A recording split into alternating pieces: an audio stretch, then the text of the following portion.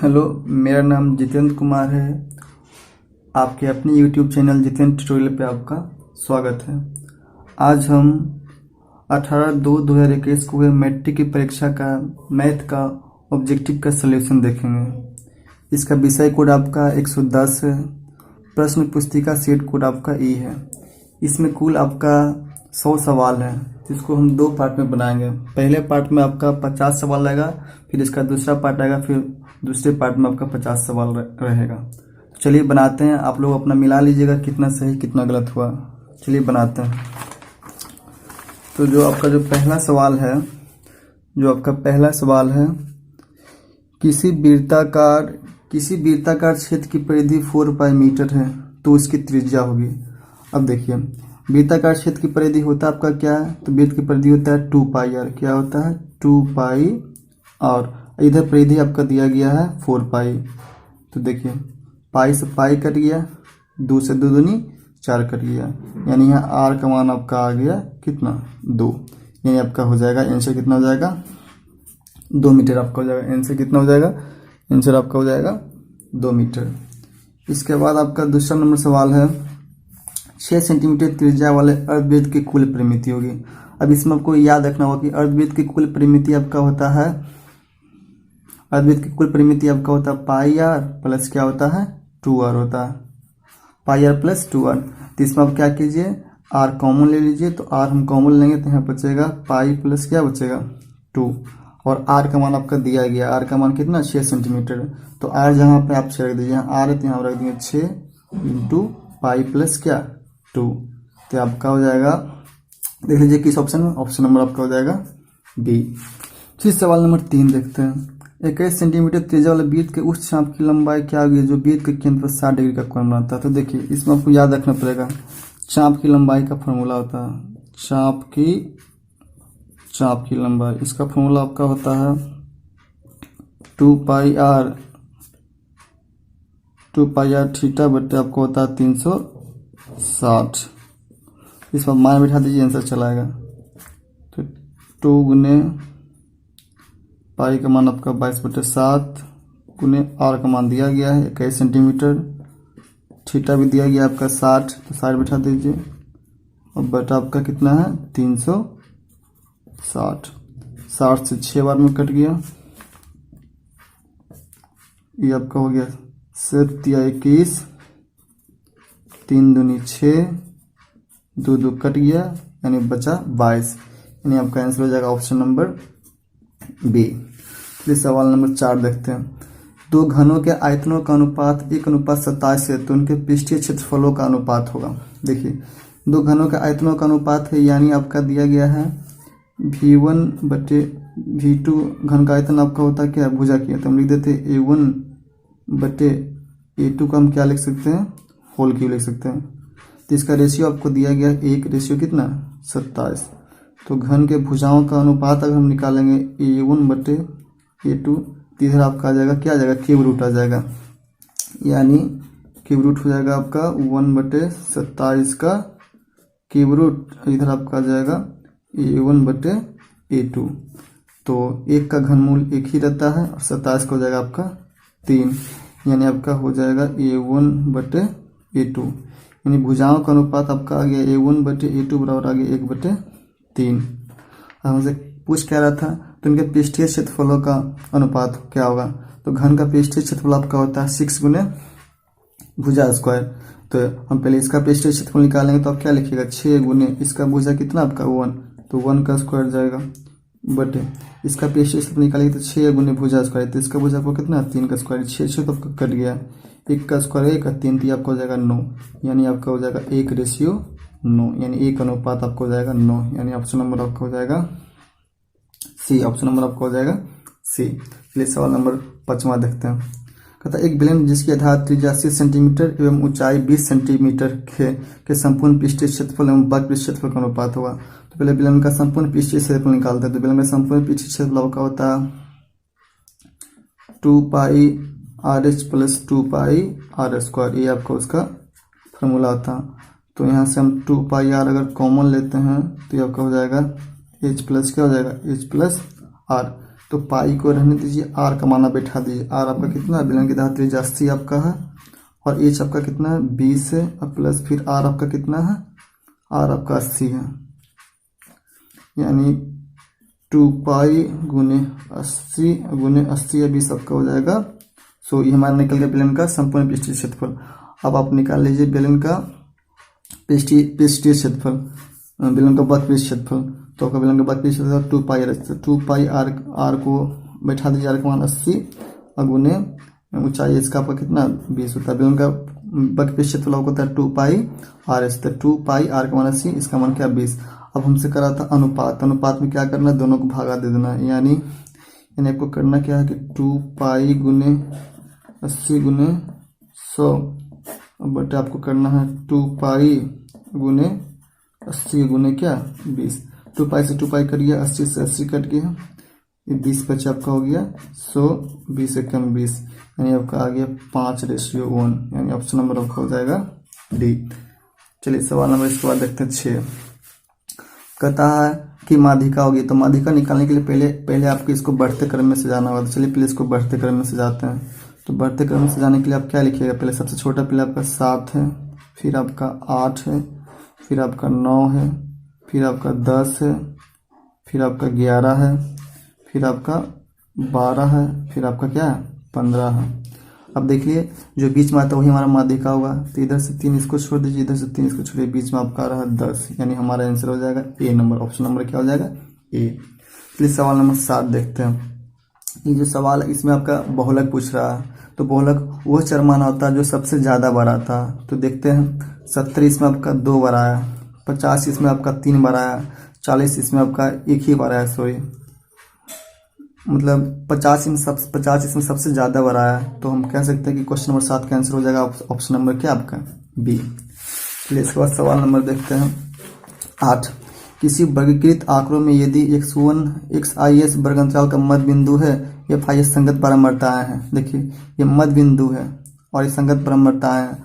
अगर हम दोनों को गुणा करेंगे, मध्य बिंदु गुने बारंबारता और बट्टे अगर बारंबारता करते हैं तो हमें माध्य प्राप्त होता है। तो जो लिखा है एवं x बार माध्य है, तो समेशन i बराबर 1 to n fi xi बटे समेशन i बराबर 1 to n fi, ये किसके बराबर होगा, तो ये आपका माध्य के बराबर होगा। किसके बराबर होगा ये आपका माध्य के बराबर ही होगा, यानी ऑप्शन नंबर इसका आपका ए ही हो जाएगा। चलिए सवाल नंबर 9 देखते हैं। सवाल 9 आपका है, यदि किसी घटना की घटने की पारिकता P है तो उसके नहीं होने की पारिकता। देखिए किसी घटना की पारिकता, घटने की पारिकता, घटना नहीं घटने की पारिकता, दोनों का योगफल 1 होता है। तो घटना घटने की पारिकता दिया गया है, नहीं वाला पूछ रहा है तो 1 में आप घटा दीजिए। तो घटना घटने की पारिकता P है, तो घटना नहीं घटने की पारिकता क्या आपका हो जाएगा 1 में इसको क्या करना घटा देना, तो 1 - P, यानी ऑप्शन नंबर आपका हो जाएगा डी नंबर। फिर सवाल नंबर 10 आपका देखते हैं। कहता है 2 पासों को एक साथ फेंका जाता है, दोनों पासों पर अंक 5 आने की पारिकता होगी। देखिए हम आपकी सुविधा के लिए हम पहले ही बना लेंगे, तो आप देख लीजिए। 2 पासे को एक साथ उछालने पर कुल संभावित परिणाम आपका पहला पासा में 1 से 6 तक आएगा, फिर आपका दूसरा पासा में 1 से 6 तक आएगा। तो जब हम 2 पासों को एक साथ उछालेंगे तो 2 परिणाम आएगा, एक सिक्का पर कुछ आएगा, फिर दूसरा सिक्का पर कुछ आएगा। मान लीजिए पहला सिक्का पर 1 आया, दूसरा सिक्का पर भी 1 आपका आया। मान लीजिए पहला सिक्का पर 1 आया, दूसरा सिक्का पर क्या आपका आया 2 आया। इस तरह से कुल आपका 36 परिणाम आएगा। लेकिन हमसे सवाल क्या पूछ रहा है, हमसे पूछा दोनों पासों पर अंक 5 आने की पारिकता। तो दोनों पासों पर 5 मात्र आपका 1 ही बार आएगा। देखिए यहाँ पर ही आया, दोनों पासों पर 5 मात्र 1 बार आएगा, तो इसकी पारिकता पूछ रहा है। तो पारिकता बराबर क्या होता है NE/NS। तो आपका जो हमारा घटना वो कितना बार आया, 1 बार आया है, 1 बार ही हुआ है घटित, और कुल कितना परिणाम है, कुल आपका 36, यानी 1/36 हो जाएगा, यानी 20 का आंसर आपका हो जाएगा ऑप्शन नंबर क्या हो जाएगा, ऑप्शन नंबर आपका हो जाएगा बी। चलिए सवाल नंबर 10 बोले 10 का हो जाएगा ऑप्शन नंबर बी। अब सवाल 11 आपका, बिंदु इतना को जोड़ने वाले रेखाखंड के मध्य बिंदु का नियामक यदि 2, P तो P का मान होगा। देखिए जो मध्य बिंदु का नियामक होता है वो आपका x वाला दोनों अगला का जोड़ के 2 से भाग के बराबर होता है। अब जो बाई नियामक होता है दोनों पिछला जोड़ के 2 के जोड़ के बराबर होता है। देखिए तो इसमें आपको क्या हो जाएगा, ये x का नियामक आपका कितना है 6 + -2/2, ये आपका बराबर हो जाएगा 2 के। तो इससे तो आपका p का मान नहीं निकलेगा, तो इसको हम छोड़ देंगे। तो आप देख लीजिए बाई वाला लीजिए, तो -5 आपका है, और इसका बाई नियामक आपका कितना है 11, तो प्लस 11 बटे हम क्या करते हैं 2, ये आपका इसके बाई नियामक के बराबर होगा यानी पी के बराबर हो जाएगा। अब यहाँ से पी का मान निकाल लीजिए, तो 11 में से 5 जाएगा 6 बराबर आपका हो जाएगा 2p, यहाँ से 2 3 आपका कितना हो गया 6, यानी पी का मान आपका आ गया 3, यानी ऑप्शन नंबर इसका आपका हो जाएगा बी। 12 नंबर सवाल बिंदु इतना का कोटि है, तो बाई नियामक को हम कोटि कहते हैं, यानी -7, इसका आंसर हो जाएगा ऑप्शन नंबर सी। सवाल 13 देखिए, एक्स अक्ष का समीकरण है। एक्स अक्ष का समीकरण बस सिंपल सा x बराबर 0 ही होगा, एक्स अक्ष का समीकरण आपका। इसके बाद सवाल नंबर आपका 14 नंबर जो सवाल आपका है, कहता है sec square 10 degree minus cot square 80 degree का मान हो जाएगा। तो देखिए इसको बनाने के लिए हम क्या करते हैं, सेक स्क्वायर 10 है माइनस कोट स्क्वायर 80 है, तो हम सेक स्क्वायर को लिख सकते हैं, सेक स्क्वायर को लिख सकते हैं 1 प्लस टेन स्क्वायर थीटा। हाँ आराम बिल्कुल लिख सकते हैं, क्योंकि sec square theta minus tan square theta बराबर 1 होता है। तो जहाँ सेक स्क्वायर थीटा हम लिख सकते हैं 1 प्लस टेन स्क्वायर थीटा, तो यहाँ हम लिख देंगे 1 प्लस टेन स्क्वायर कितना लिखा जाएगा 10 डिग्री, क्या लिखा जाएगा आपका 10 डिग्री, और माइनस पहले से आपका है कोट स्क्वायर 80 डिग्री। और इसको हम 90 पे चेंज करते हैं तो 180 रहेगा, इसको 90 पे बदलेंगे तो इसको हम लिख सकते हैं 10 स्क्वायर 90 में कितना घटाएंगे तो 10 आएगा, आपका आ जाएगा 80। पहले से आपका माइनस कोट स्क्वायर 80, तो ये आपका इसी रहेगा 1 प्लस 10 स्क्वायर 10 90 माइनस थीटा आपका होता है कोट थीटा, तो कोट स्क्वायर थीटा के बदले आपका आ जाएगा 80 माइनस पहले से आपका है कोट स्क्वायर 80, ये दोनों कट गया, यानी आपका आंसर आया 1, यानी ऑप्शन नंबर आपका हो जाएगा, ऑप्शन नंबर हो जाएगा ए नंबर, इसका आंसर आएगा ए। चलिए इसके बाद सवाल नंबर 15 आपका है, यदि किसी त्रिभुज के शीर्षों के नियामक इतना है तो इसके केंद्र के नियामक होंगे। सबका अगला जोड़ के 3 से भाग कर दीजिए, सबका पिछला जोड़ के 3 से भाग कर दीजिए, यही हमारा एक्स और बाई नियामक निकलता। तो एक्स और बाई नियामक निकालने के लिए हमको करना क्या है, एक्स के लिए सबका अगला उठाइए, तो -1 प्लस 5 प्लस 8 बटे क्या कर देना आपका 3 कॉमा, सबका पीछे वाला उठाइए 0 -2 प्लस आपका कितना हो जाएगा 2 बटे हो जाएगा आपका 3, इसको की लाफा कर लीजिए, 8 5 13, 13 में से जाएगा हो जाएगा 12, यानी 12 बटे 3 कोमा तो कट गया, यानी 0 बटे 3, यानी इसका आंसर हो जाएगा 3 चौक 12, यानी 4 कोमा आपको हो जाएगा 0, यानी इसका हो जाएगा ऑप्शन नंबर बी। ये सवाल 16 में आते हैं, यदि वृत्त की त्रिज्या 7 सेंटीमीटर है तो उस अर्धवृत्त की परिमिति होगी। देखिए अर्धवृत्त की परिमिति आपका हम थोड़ा देर पहले ही देखे थे, क्या होता है पाई आर प्लस आपका 2r होता है, तो इससे चाहिए तो आप r कॉमन लीजिए, तो हो जाएगा पाई प्लस 2, क्या हो जाएगा पाई प्लस 2, तो r का मान आपका दिया गया 7, तो यहाँ 7 बैठा देंगे, इधर आपका है पाई का मान होता है 22 बटे 7 और प्लस r का मान दिया गया है कितना, r का मान दिया गया आपका 7, तो एलसीएम ले लेंगे, तो ये आपको हो जाएगा एलसीएम लेंगे तो यहाँ हो जाएगा 7 ही लिखा जाएगा, एलसीएम आपका 7 हो जाएगा, यहाँ लिखा जाएगा 22, ये कम 7 पर में 7 आपका हो जाएगा 49, तो 7 तो कट जाएगा, यानी जुटेगा जो आंसर आ जाएगा, तो 9 2 11 के 1 आयत में 1 4 2 6 1 7, यानी 71, इसमें 71 आ रहा है आंसर, गड़बड़ा गया क्या। यदि वृत्त की त्रिज्या 7 सेंटीमीटर तो अर्धवृत्त की परिमिति हो, अर्धवृत्त की परिमिति क्या होता है एक बार देख लेते, गड़बड़ तो नहीं बन गया, पाई आर प्लस 2r, तो पाई का मान r कॉमन ले लिए तो पाई प्लस क्या होता है 2, तो r का मान आपका हो जाएगा, ओह गड़बड़ हो गया थोड़ा सा, सॉरी यहाँ पे देख लेते फिर से, तो r का मान आपका है 7 और पाई का मान है 22 बटे 7 और प्लस यहाँ 2 ना है सॉरी, तो 7 यहाँ एलसीएम लेना होगा, 1 7 के एलसीएम 7 हो जाएगा, यहाँ 22 ही रहेगा, 1 कम 7 7 पर 7 नहीं हो जाएगा 14, 7 7 कट गया, यानी 22 से 14 जुटेगा तो 4 2 6 4 2 6 2 1 3, यानी ऑप्शन नंबर आपको हो जाएगा ए, सॉरी ये गलती हो गया सोल्यूशन में। इसलिए सवाल नंबर 17 देखते हैं, किसी वृत्त पर बाह्य बिंदु से कितनी स्पर्श रेखाएं खींची जा सकती है। देखिए ये हमारा कोई वृत्त है, यहाँ पे कोई बाह्य बिंदु है, तो इससे आप 2 ही स्पर्श रेखा खींच सकते हैं, एक ए खिंचाया और एक ए खिंचाया, 2 ही स्पर्श रेखा खींचा जा सकता है, कोई बाहर अगर बिंदु रहेगा तो यहाँ पर ही, तो हमारा आंसर हो जाएगा ऑप्शन नंबर 2, ऑप्शन नंबर हो जाएगा बी। अब कहता है 1 प्लस कोट स्क्वायर थीटा का मान होता है। देखिए एक फॉर्मूला होता है, आपका फॉर्मूला क्या होता है, cosec square theta minus cot square theta equal to 1 होता है। तो 1 प्लस कोट स्क्वायर थीटा है, यानी अगर इसको हम यहीं पे रहने देते हैं कोसेक स्क्वायर थीटा बराबर 1, ये माइनस में उधर जाएगा प्लस में, यानी 1 प्लस कोट स्क्वायर थीटा। तो हमसे ये पूछ रहा था 1 प्लस कोट स्क्वायर थीटा बराबर क्या हो जाएगा आपका कोसेक स्क्वायर थीटा, यानी ऑप्शन नंबर हो जाएगा सी। 19 नंबर सवाल देखिए, इसका मान आपसे पूछ रहा था। देखिए 10 डिग्री है और 10 80, दोनों को मिलाएंगे तो 90 हो रहा है कि 80 है 10 90, और दोनों को गुना कर देंगे आपका हो जाएगा कितना 1 हो जाएगा।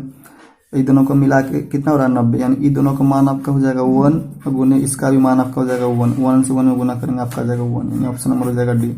इसको बनाने का तरीका है कि किसी दो को आप 90 पर चेंज कर दीजिए, दोनों कट का आपका कितना आ जाएगा 1 आ जाएगा, तो इसका आंसर आपका हो जाएगा ऑप्शन नंबर डी हो जाएगा। इसलिए सवाल नंबर 20 देखते हैं। यदि 10 थीटा बराबर √3 तब 6 थीटा का मान होगा। देखिए अब 10 कितना का मान √3 होता है, तो 10 60 का मान √3 होता है, यानी थीटा का मान हो जाएगा 60। अब हमसे पूछता है सेक 60 का मान, तो सेक 60 का मान आपका कितना हो जाएगा बताइए। कोस 60 का मान होता है 1/2, तो इसका हो जाएगा 2, केवल क्या हो जाएगा 2, यानी ऑप्शन नंबर हो जाएगा डी।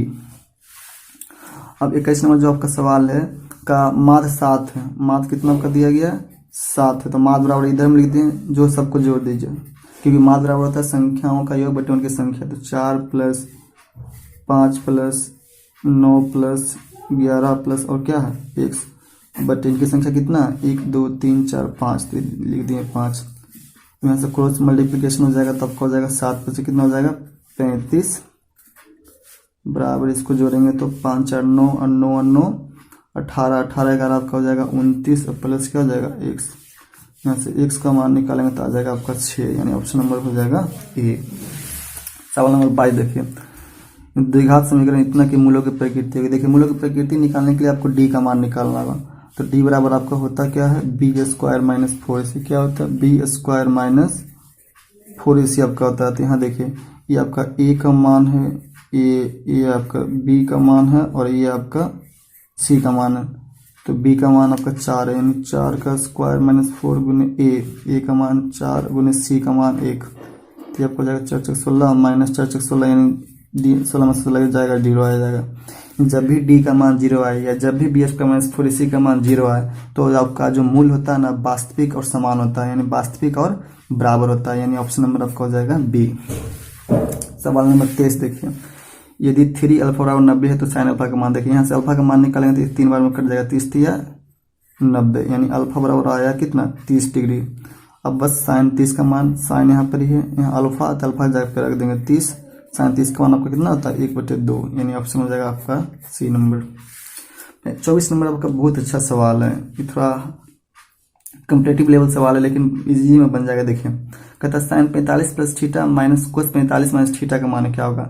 देखिए आप क्या कीजिए ना कि थीटा का दोनों जगह थीटा का मान कोई सेम वैल्यू आप रख दीजिए, जिससे आप इसका मान निकाल सकते हैं। तो हम क्या करते हैं थीटा का जगह पे हम 0 रख देते हैं, तो यहाँ भी 0 रख दिए, यहाँ भी 0 रख दिए, तो यहाँ केवल बचा साइन 45 में 0 जोड़ेंगे तो आपका साइन 45 हो जाएगा, उसका मान हो जाएगा 1/√2 माइनस माइनस है तो माइनस दी कोस, यहाँ भी थीटा का मान 0 रखेंगे तो आपका बचेगा कोस 45, तो कोस 45 का मान भी कितना होता है 1/√2, ये कट का आपका क्या दे देगा 0, यानी इसका आंसर हो जाएगा सी। आप कोई भी मान रख सकते हैं, यहाँ पर जो आपका मन करे मान हम उस मान को रख सकते हैं। यहाँ 45 भी रख के आप देखिए इसका आंसर क्या आएगा 0 ही आ जाएगा, यानी इसका आंसर हो जाएगा ऑप्शन नंबर सी आपका जाएगा, क्योंकि यहाँ 0 में रखेंगे तो साइन 45 बचेगा, माइनस यहाँ 0 रखेंगे तो कोस 45, साइन 45 कोस 45 दोनों बराबर होता है, बीच में माइनस लगा हुआ तो कट के 0 आपका हो जाएगा, इसका हो जाएगा ऑप्शन नंबर सी। सवाल 25 देखते हैं, रैखिक समीकरण युग में इतना एवं इतना के हल हैं। अब तो ऑप्शन से ही बना सकते हैं, इसको नहीं दोनों को हल करना पड़ेगा। सबसे आसान रहेगा आप ऑप्शन बना लीजिए। देखिए x का मान अगर 2 रखेंगे इसमें तो ये आपका देगा 5 दूनी कितना 10 और प्लस y का मान 3 रखेंगे 3 दूनी 6, 10 और 6 आपका 16 हो रहा है। बस पालन कर गया, इसमें भी आप रखिएगा तो 2 आ जाएगा, पालन कर जाएगा, यानी 25 का ऑप्शन नंबर आपका हो जाएगा ए।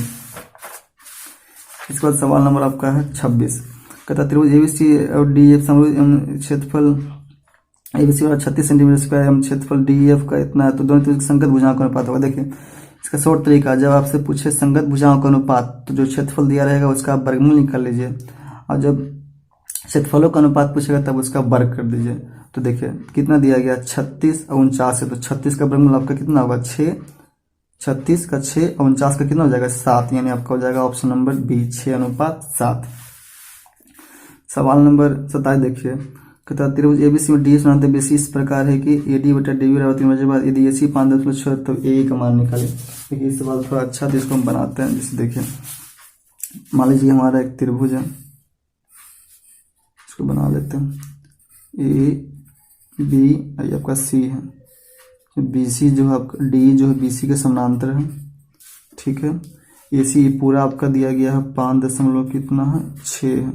हमसे पूछता है ए, तो ए को हम x मान लेंगे, तो ये आपका हो जाएगा 5.6 माइनस एक्स, क्योंकि पूरा 5.6 है तो अगर इतना x मानेंगे तो ये आपका क्या हो जाएगा, पूरा में x घट जाएगा, 5.6 माइनस एक्स हो जाएगा। और ये डी बटी डी भी आपका दिया गया 3/5, यानी ये आपका 3/5 है।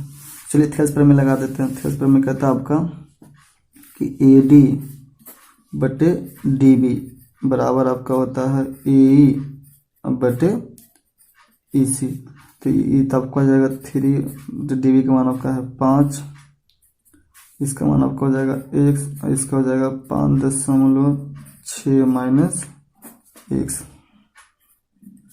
तो क्रॉस मल्टीप्लिकेशन करना होगा, 5 से x में गुना करेंगे तब आपको हो जाएगा 5x, 3 से इसमें गुना करेंगे 3 से 18 के 8, हाथ में 1, 3 से 15 16 माइनस 3 से x में गुना करेंगे आपको हो जाएगा 3x, 5x और 3x इधर घटाओ इधर आ जाएगा, जुट जाएगा, नहीं 5 और 3 हो जाएगा 8x बराबर आपको हो जाएगा 16.8।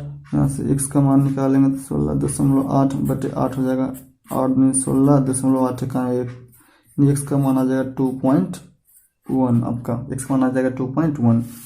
देखते किस ऑप्शन में, यानी ऑप्शन नंबर आपका हो जाएगा डी। इसका सवाल आपका है 28 में आते हैं। 10 सेंटीमीटर त्रिज्या वाले वृत्त की जीवा वृत्त के केंद्र पर समकोण बनाती है तो उस जीवा की लंबाई होगी। ये भी आपका सवाल अच्छा है, ये भी सवाल आपका बहुत अच्छा सवाल है। चलिए इसको भी देखते हैं, बनाते हैं। 10 सेंटीमीटर त्रिज्या वाले वृत्त की एक जीवा, देखिए वृत्त आप बना लीजिए, ये हमारा एक वृत्त है, ठीक है।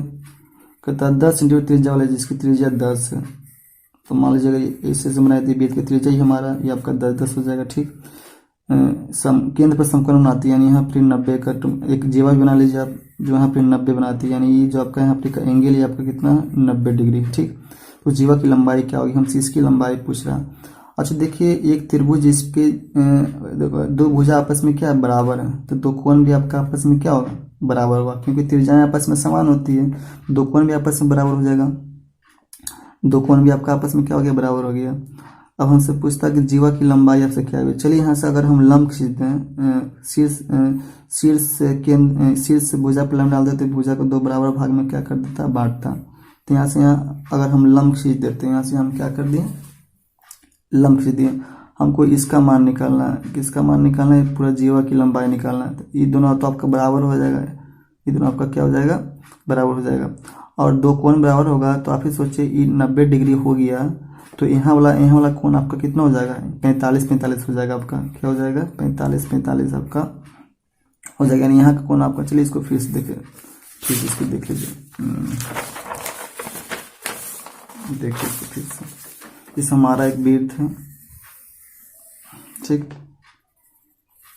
इसकी त्रिज्या 10 सेंटीमीटर आपका है, एक जीवा है, केंद्र पर 90 डिग्री का आपका कोण बनाता है, ये 10 आपका 10 है, यानी ये दो भुजा आपस में बराबर है तो दो कोण भी आपस में बराबर होगा। एक त्रिभुज के तीनों कोण मिलकर आपका कितना होता है 180 होता है, ये 90 हो गया, ये दोनों कोण बराबर होगा तो ये आपका 45 ही होगा, कितना होगा 45 ही होगा।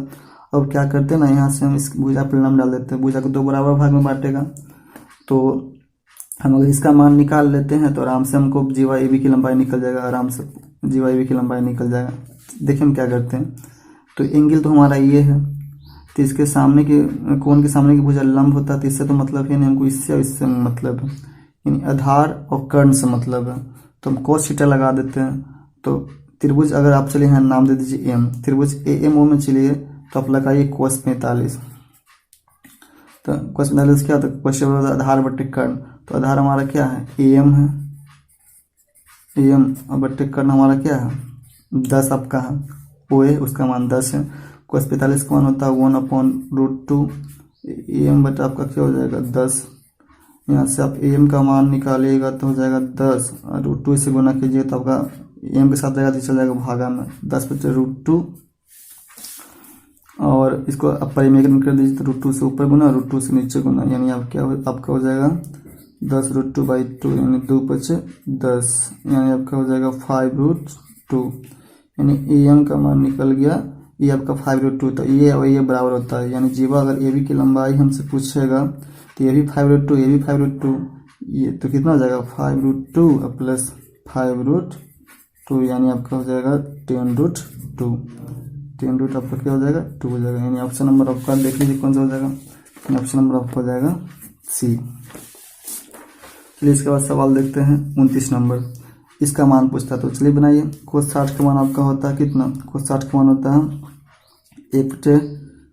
cos 60 का मान होता है 1/2, cos 30 का मान होता है आपका √3/2 माइनस sin 60 का मान होता है √3/2 गुने sin 30 का मान होता है 1/2। ये तो आपको हो जाएगा √3/2 दूनी 4 माइनस √3 से 1 में गुना करेंगे √3/2 दूनी 4, तो सेम आ गया, कट के हो जाएगा आपका 0, यानी ऑप्शन नंबर सी।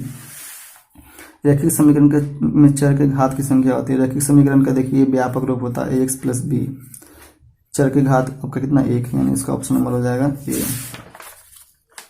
चलिए सवाल नंबर संख्या इतना, ये क्या है, परिमेय क्या परिमेय है। तो देखिए दशमलव का रिपीटेशन देखिए, पहले 1 आया फिर 3 फिर 1 2 बार आ गया, फिर 3 है फिर 1 3 बार आ गया, फिर 3 है फिर 1 4 बार आ गया। संख्या रिपीट तो हो रहा है लेकिन बीच बीच में 1 बढ़ते जा रहा है। तो जब भी आपको इसमें कोई संख्या मिले कि रिपीट तो हो रहा है लेकिन संख्या बीच में बढ़ते जा रहा है, हमेशा आपका क्या होता है अपरिमेय संख्या होता है। तो आपका ऑप्शन नंबर क्या हो जाएगा सी नंबर हो जाएगा, अपरिमेय संख्या होता है। मान लीजिए अगर ऐसे रहता 0.181818 डॉट डॉट लगा रहता तब ये आपका परिमेय हो जाता, क्योंकि 1818 रिपीट हो रहा है, बीच में कोई बढ़ नहीं रहा, लेकिन इसमें बीच बीच में बढ़ते जा रहा है, तो ये हमेशा आपका क्या होगा अपरिमेय संख्या होगा। 32 नंबर, सहवास संख्याओं का मसा होता है। सहवास संख्या का परिभाषा ये है कि जिन संख्याओं का मसा एक होता है, संख्या के जोड़े का मसा एक होता है, सहवास कहलाता है। जैसे देखिए 2 3 आपका एक सहवास संख्या, इसका आप मसा निकालिएगा तो मसा आपका कितना आएगा, इसका अगर आप मसा निकालिएगा तो मसा आपका आ जाएगा 3 में से 2 गया 1 2, देखिए इसका मसा आपका कितना आ जाएगा 1 आता है, हमेशा 1 ही आएगा। यदि a में एक धनात्मक पूर्णांक है तो धनात्मक विषम पूर्णांक का रूप होगा। अब ये में धनात्मक पूर्णांक बोल रहा है तो धनात्मक विषम पूर्णांक का रूप होगा। ये पहले के परीक्षा में भी आपसे पूछा गया था। मान लीजिए 2m रहेगा तो 2m रहता है आपका एक सम पूर्णांक का रूप होता है, और 2m + 1 आपका क्या होता था विषम पूर्णांक का रूप। क्यों होता था, क्योंकि यहाँ m का मान 0 रखेंगे तो आपको m का मान 1 रखेंगे तो आपको 2 मिलेगा, m का मान 2 रखेंगे तो 2 दूनी 4 मिलेगा, 3 रखेंगे 6 मिलेगा। तो इसमें हम m का वैल्यू रख रहे हैं तो हमको सम संख्या आ रहा है। इसमें आप m का वैल्यू रखिएगा तो आपको क्या आएगा, आप 1 रख के देखिए 0 रख के देखिए तो आप 0 इसमें रखिएगा तो ये पूरा 0 यानी 1 बचा। इसमें आप 1 रखिए तो 2 1 = 2 और +1 2 1 3 हो जाएगा। देखिए विषम संख्या मिल रहा है, तो 2m + 1 वाला विषम संख्या होता था। तो इसमें ध्यान से देखिए +1 वाले कौन है, 4m + 1 है, यानी ऑप्शन नंबर आपका सी हो जाएगा, विषम पूर्णांक का रूप यही होगा। सवाल नंबर चलिए 34 देखते हैं। रैखिक बहुपद के शून्यकों की संख्या होती है। रैखिक बहुपद के पे घात आपका अभी तुरंत थोड़ा देर पहले देखे थे कि रैखिक बहुपद का व्यापक रूप होता है x + b, इसका घात 1 होता है, इसका शून्यकों की संख्या भी आपका 1 ही होगा। आप निकाल के भी देख लीजिए, x का मान आपका -b/1 ही a ही आता है, 1 ही इसका आंसर आता है। 35 नंबर सवाल का एक शून्यक है तो इसका गुणनखंड से भी बना सकते हैं, नहीं तो ऑप्शन रख के ही बना लीजिए। तो आप -1 इसमें रखिए, 0 आ जाएगा, 0 आ गया तो इसका शून्यक है, तो -1 इसमें रखते हैं तो रखिए आप 2, ये हो जाएगा -1 का स्क्वायर -3 × -1 और माइनस क्या आपका 5, तो 2 गुने -1 का स्क्वायर +1 कर देगा, माइनस माइनस प्लस 3 एकम 3 और -5 2 एकम 2 + 3 -5, देखिए 3 2 5 5 में से 5 गया 0, यानी ऑप्शन नंबर आपका हो जाएगा बी, यानी -1 इसका एक क्या शून्यक है। 36 नंबर आपका एक अच्छा सवाल है, कहता है यदि p(x) = q(x) × g(x) और px का घात 6 है और gx का घात 2 है तो px/gx का घात क्या होगा। देखिए इसको बनाने के लिए आपको क्या करना है ना कि हम px का मान अपने मन से कुछ ले लेते हैं। देखिए px से तो हम px का मान लीजिए x का पावर हम 6 ले लें, क्या ले लिए x का पावर 6 ले लिए, इधर बराबर दिया बराबर। अब ये कहता है gx का घात 2 है, अब gx का घात हमको gx यहाँ पर लिखा हुआ है तो gx का घात हम मान लीजिए 2 लेना है, यानी x का स्क्वायर लेना होगा। अब आप ही सोचिए कि x का पावर 6 लाने के लिए यहाँ हमको क्या लिखना होगा, यानी यहाँ x का पावर क्या लिखना होगा 4 लिखना होगा। ये आपका px है, ये आपका gx है और ये आपका ये आपका qx है और ये आपका gx है। अब px का घात देखिए 6 है, gx का घात आपका कितना है 2 है, तो देखिए gx का घात ये आपका gx है तो आपका कितना है 2 है। तो पी एक्स बटे जी एक्स का घात पूछ रहा, तो पी एक्स का घात ऊपर पी एक्स, तो पी एक्स का घात तो आप 6 लिए हैं, देखिए 6 है, बटे जी एक्स का घात, जी एक्स का घात आपका कितना है 2 है, द्वितीय 6, देखिए द्वितीय कितना आ रहा 6, गड़बड़ तो नहीं हो रहा, पी एक्स बटे जी एक्स पूछ रहा। हाँ, तो जी एक्स का घात 2 है और पी एक्स का 6, हाँ तो 6 बटे 2 यानी आपका यहाँ आ जाएगा 3, यानी ऑप्शन नंबर आपका हो जाएगा सी नंबर, इसका ऑप्शन हो जाएगा। क्योंकि गुना पावर जोड़ता 4 2 6 6 सही है, पी एक्स का घात हमसे बोल रहा था 6 लेने के लिए सवाल में, पी एक्स का घात बिल्कुल 6 सही है, और जी एक्स का घात 2 लेना है, तो जी एक्स यहाँ पर ही है तो इसका एक्स स्क्वायर लेंगे तो इसका घात 2 हो जाएगा। अब इधर 6 हमको लाना, तो गुना पावर जोड़ता 4 2 आपका 6 हो जाएगा, यानी जी एक्स एक्स का पावर 4 हो जाएगा। अब हमसे कहता है पी एक्स बटे जी एक्स, पी एक्स बटे जी एक्स का घात होगा, तो पी एक्स का घात आपका 6 है, 6 और जी एक्स का घात आपका कितना 2, दोनों को भागा दे देंगे तो आपका आएगा 3, यानी ऑप्शन नंबर हो जाएगा सी। देखिए बहुपद इतने ही का शून्यकों का योग होता है, शून्यकों का योग का फॉर्मूला ही आपका होता है अल्फा प्लस बीटा बराबर आपका क्या होता है माइनस बी बटे ए आपका होता है। नहीं तो आप ऐसे भी बना सकते हैं माइनस एक्स का गुणांक बटे एक्स स्क्वायर का गुणांक, ऐसे ही बना लीजिए। ए का मान आपका 6 है, ये आपका ए का मान है, बी का मान आपका कितना है -11 है, और सी का मान आपका 3 है, तो माइनस बी बटे यानी बी का मान आपका कितना -11 है, तो -11 एक माइनस पहले फॉर्मूला में है, और ए का मान आपका कितना 6 है, तो माइनस माइनस प्लस कर देगा यानी 11 बटे 6, यानी ऑप्शन नंबर आपको हो जाएगा सी। 2 4 x बाई में रैखिक समीकरण इतने के वास्तविक संख्याओं के समुच्चय में कितने हल होगा, 2 4 वाले जैसे ही है तो इसका अनगिनत हल होता है, इसमें तो ऑप्शन में है ये नहीं, यानी इसका ऑप्शन नंबर डी हो जाएगा। अब रैखिक समीकरण इतना इतने के कितने हल होंगे, तो कितने हल पता करने के लिए हमको इसको शर्त याद रखना होगा, शर्त से निकालना होगा। चलिए निकालते हैं। यहाँ आपका a1 का मान आप निकाल लीजिए। अब 5 इधर भी कर सकते हैं, नहीं भी कीजिए तो कोई दिक्कत नहीं, क्योंकि इसमें भी 5 बराबर उस तरफ भी है, इसमें भी 15 बराबर उस तरफ भी है, सीधा मान लिखिए। तो a1 का मान आपका 2 है, b1 का मान आपका 3 है, और c1 का मान आप 5 अगर इधर कीजिएगा तो माइनस में आ जाएगा, नहीं तो रखने दीजिए कोई बात नहीं है। a2 का मान आपका 4 है, b2 का मान आपका 6 है, और c2 का मान आपका 15 है। चलिए शर्त लगाते हैं, तो शर्त हमारा यहीं पे लगाते। देखिए पहले आप इतनी लिखिए a1 बटे a2 बराबर b1 बटे b2, तो a1 का मान आपका 2 है, a2 का मान आपका 4 है, बराबर b1 का मान 3 है, और b2 का मान आपका कितना 6, ये दोनों तो लगता है बराबर आ रहा है। देखिए 2 दूनी 4 3 दूनी 6, तो आगे भी बढ़ जाएंगे, c1 बटे c2 भी चेक करेंगे, c1 का मान आपका 5 है, और c2 का मान आपका कितना 15 है, तो 2 दूनी 4 3 दूनी 6 5 दिया 15, यह आपका 1/2 और ये आ गया 1/3। अच्छा ये दोनों आपस में बराबर, ये बराबर नहीं, यानी इस तरह से शर्त आ जाएगा, यानी आ गया a1 बटे a2 बराबर b1 बटे b2 बराबर नहीं है c1 बटे c2 के। तो हमसे हल पूछ रहा था, जब भी ऐसा शर्त आता है तो इसका कोई हल नहीं होता, कोई हल नहीं होगा, यानी ऑप्शन नंबर आपका क्या हो जाएगा डी नंबर हो जाएगा, कोई हल इसका नहीं होगा। सवाल नंबर 40 देखते हैं। यदि रैखिक समीकरण का युग्म संगत है तब उनके द्वारा निरूपित रेखा आती है। देखिए संगत 2 स्थिति में होता है, एक जब उसका एक और केवल एक हल होता है तो रेखाएं उस समय प्रतिच्छेदी होता है, एक जब उसका अनगिनत हल होता है तो उसकी रेखाएं संपाती होती है, तो इसका ऑप्शन नंबर आपका हो जाएगा डी, इसको भी आपको याद रखना पड़ेगा। 41 नंबर सवाल आपका है, यदि tan थीटा बराबर 4/3 तब sin theta plus cos theta का मान होगा। देखिए tan थीटा बराबर, अगर आप एक फोटो बनाइएगा यहाँ थीटा का मान दीजिएगा, tan थीटा बराबर होता है लंब बटे आधार, यानी लंब 4 है ये 3 है, तो कर्ण आपका पक्का 1 5 आ जाएगा। हमसे sine theta plus cos theta का मान पूछता है, तो साइन थीटा लंब बटे कर्ण होता है, तो लंब आपका 4 है, कर्ण आपका कितना है 5 है, प्लस कोस थीटा आधार बटे कर्ण होता है, आधार 3 है, कर्ण आपका कितना है 5 है, 5 5 का लसा लेंगे 5 हो जाएगा आपका, ये 4 + 3 ही आ जाएगा, यानी 4 3 आपका हो जाएगा 7/5, यानी ऑप्शन नंबर आपका हो जाएगा सी नंबर। ये आप याद रखिए कि लंब आधार 3 4 है, कर्ण 5 ही आएगा। 41 इस प्रकार हमारा 41 हो गया। सवाल नंबर देखिए 42, सवाल नंबर आपका 42, कोसेक माइनस कोट थीटा का होल स्क्वायर। देखिए इसको हम पहले ही आपकी सुविधा के लिए बना लें, इसका मान क्या हो जाएगा। देखिए यहाँ लिखा हुआ cosec theta minus cot theta का क्या होल स्क्वायर, तो कोसेक थीटा को हम लिख सकते हैं 1/sin थीटा, माइनस है तो माइनस, कोट थीटा बराबर क्या होता है cos थीटा बटे sin थीटा, इसका क्या स्क्वायर है तो स्क्वायर दे दिए। एलसीएम ले लिए, लसा ले लिए तो sin थीटा आपका आ गया, तो दोनों सेम है तो ऊपर वाला भी सेम रह जाएगा 1 और माइनस क्या हो जाएगा cos थीटा।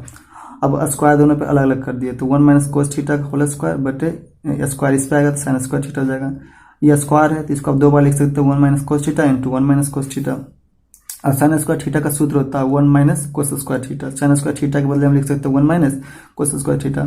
ऊपर वाला है उसे ही है 1 minus cos theta into 1 minus cos theta. अब देखिए इसको मैं इसे भी लिख सकते हैं 1 माइनस बी स्क्वायर, एक बार जोड़ में एक बार घटाव में, तो हम एक बार लिख दीजिए 1 प्लस कोस थीटा, एक बार लिख दिए 1 माइनस कोस थीटा। इससे क्या हुआ कि 1 minus cos theta 1 minus cos theta cut गया, बचा 1 माइनस कोस थीटा बटे क्या बचा 1 प्लस कोस थीटा। मिला लीजिए, यानी ऑप्शन नंबर आपका क्या हो जाएगा, ऑप्शन नंबर आपका हो जाएगा बी।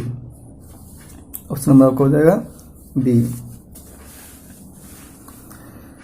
इसके बाद सवाल नंबर देखते हैं 43 नंबर सवाल। चलिए देखिए, कहता आर त्रिज्या वाले वृत्त में थीटा कोण वाले त्रिज्यखंड के संगत चाप की लंबाई। इस फॉर्मूला आपको याद रखना पड़ेगा। संगत चाप की लंबाई आपका होता है 2 पाई आर थीटा बटे 360। ऑप्शन नंबर आपका हो जाएगा बी।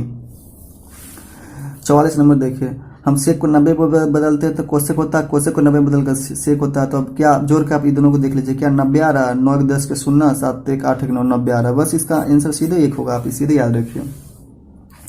सवाल नंबर आपका 45 देखिए, अच्छा सवाल है। कहता है एक पहिए का व्यास 40 सेंटीमीटर 176 मीटर दूरी तय करने में से कितने चक्कर लगेंगे। तो हमसे चक्कर का मान पूछता है। तो मान लीजिए इन चक्कर, तो चक्कर बराबर आपका होता है दूरी बटे आपका होता है परिधि।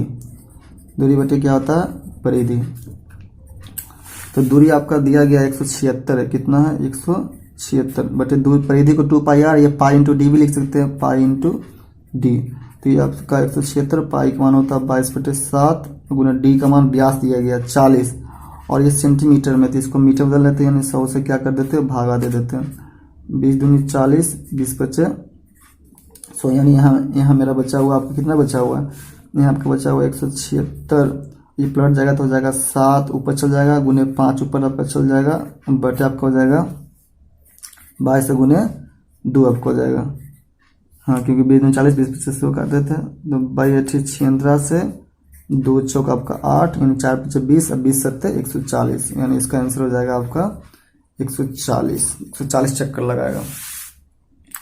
सवाल नंबर 46 देखिए, यदि शंकु की ऊंचाई है 14 दी जा रही है, शंकु का आयतन 1/3 पाई आर स्क्वायर इंच होता है। देख लीजिए 1/3 pi r square inch, option number B. 47 number देखिए, तो किसी बेलन का व्यास इतना है, हम इसकी ऊंचाई इतना है, तो इसका संपूर्ण पृष्ठ क्षेत्रफल देखिए। बेलन का संपूर्ण पृष्ठ क्षेत्रफल आपको होता है 2 pi r h plus 2 pi r square. तो इससे अगर हम 2 पाई आर कॉमन लेते हैं तो यहाँ बचेगा आपका एच प्लस आर माइनस 2 गुने पाई का मान आपका होता है 22/7 आर। व्यास 28 है तो त्रिज्या इसका हो जाएगा आधा, 14 हो जाएगा। ठीक है, एच का मान दिया गया 20, तो 20 बिठा दीजिए, त्रिज्या इसका आधा यानी 14। तो 7 दूनी आपका हो जाएगा 14, 22 दूनी 44 दूनी आपका हो जाएगा 88 गुने 20 में 14 जोड़ेंगे तो आपका आ जाएगा 34। इसको हम गुना कर लेंगे तो आपका आ जाएगा ऑप्शन नंबर, इसका ऑप्शन नंबर आपका आ जाएगा 29 और शायद 92 आ जाएगा। यस, हाँ, ऑप्शन नंबर हो जाएगा आपका बी। सवाल नंबर 48 देखिए, यदि किसी गोले की त्रिज्या 3 गुनी हो जाती है तो इसका आयतन कितना हो जाएगा। देखिए गोला का आयतन होता है 4/3 पाई आर क्यूब। अब आपको कहता है त्रिज्या तिगुनी करने पर, यानी 4/3 जहाँ पहले आर था वहाँ आपको करना है क्या 3r। 3r का पावर क्या हो जाएगा 3, तो ये आपको हो जाएगा 4/3 पाई 3 3 होती है 27 आर क्यूब। आप ही बताइए जब ये दोनों का भाग कीजिएगा तो ये सब तो आपका कट जाएगा, बचेगा केवल क्या 27, यानी सीधे 27 गुना हो जाएगा। Option number D.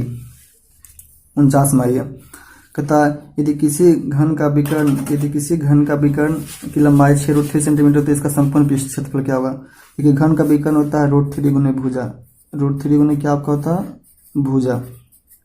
तो घन का विकर्ण दिया गया 6√3, तो इसकी तुलना इससे कर लेंगे, √3 कट गया यानी भुजा का मान आपका आ गया 6। अब हमसे पूछ जाता है इसका संपूर्ण पृष्ठ क्षेत्रफल। घन का संपूर्ण पृष्ठ क्षेत्रफल होता है 6 गुने भुजा स्क्वायर, तो 6 गुने भुजा का मान आपका 6, तो 6 का स्क्वायर यानी 6 का स्क्वायर 36 में 6 से गुना करेंगे आपका आ जाएगा 216, यानी ऑप्शन नंबर हो जाएगा बी। चलिए आखिरी सवाल, यदि किसी शंकु के वक्रपृष्ठ का क्षेत्रफल 880 सेंटीमीटर स्क्वायर और त्रिज्या 44 सेंटीमीटर इसका तिर्यक ऊंचाई क्या होता है। शंकु का वक्रपृष्ठ क्षेत्रफल आपका होता है पाई आर एल। क्या होता है पाई आर एल। ये आपका दिया गया 880, बैठा दिया 880 पाई का मान होता है 22/7 गुने आर का मान आपका 14 है गुने क्या एल। चलिए इसको देखिए कैसे काटता है, समझिए ध्यान से। 22 चौक 88, 40 बार में कट गया, 7 दूनी 14 और 2 से काटेंगे तो 20 बार में कट जाएगा, यानी एल का मान आपका आ जाएगा 20, यानी ऑप्शन नंबर हो जाएगा 20। इस प्रकार से आज हम पहले पार्ट में कुल 50 सवाल देख लिए। अब इसका जब दूसरा पार्ट आएगा तो फिर 50 सवाल आएगा। और आपसे यदि आपको मेरा वीडियो अच्छा लगता, हेल्पफुल लगता है तो मेरे चैनल को कम से कम लाइक और सब्सक्राइब जरूर करें। धन्यवाद।